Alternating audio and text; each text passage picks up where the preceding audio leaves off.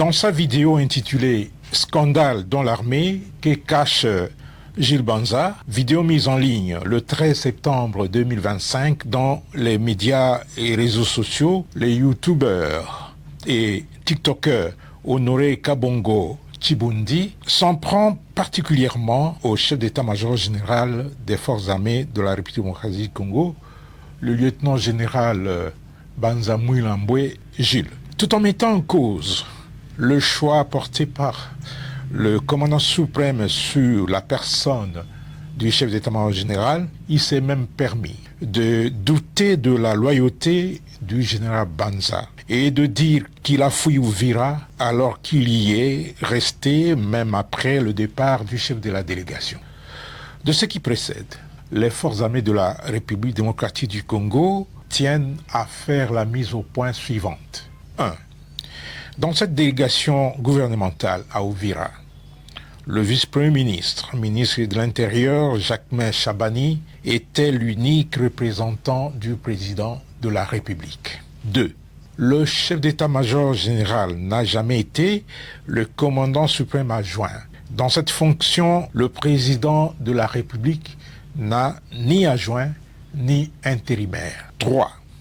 Très discipliné et respectueux des lois, des règlements et des coutumes militaires, le chef d'état-major général n'est pas politicien pour prendre la parole dans une réunion publique présidée par une haute autorité gouvernementale, réunion consacrée à la remise d'un mémo dont la primeur était réservée au président de la République et que ni le vice-premier ministre, ministre de l'Intérieur, ni les chefs d'état-major général ne pouvaient commenter. En plus, la réunion du chef d'état-major général prévue avec les FARDC et les Wazalendo dans un cadre approprié avait été préalablement annoncée par le vice-premier ministre, ministre de l'Intérieur.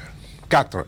Après la réunion du vice-premier ministre, ministre de l'Intérieur, le chef d'état-major général s'est bel et bien entretenu sans tambour ni trompette avec les militaires des forces armées de la République démocratique du Congo et les patriotes Wazalendo dans la salle de réunion du secteur opérationnel.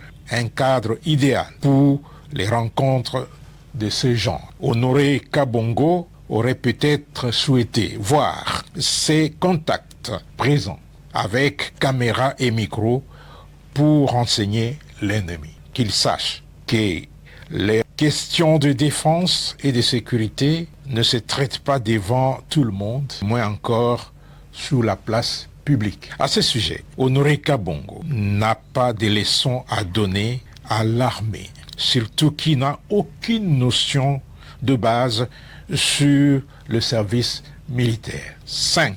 Les forces armées de la République démocratique du Congo considèrent le discours de Honoré Kabongo comme une tentative désespérée d'opposer les FARDC unis aux Wazalendo pour une cause noble. Ce discours sert par ricochet la cause de l'agresseur de notre pays.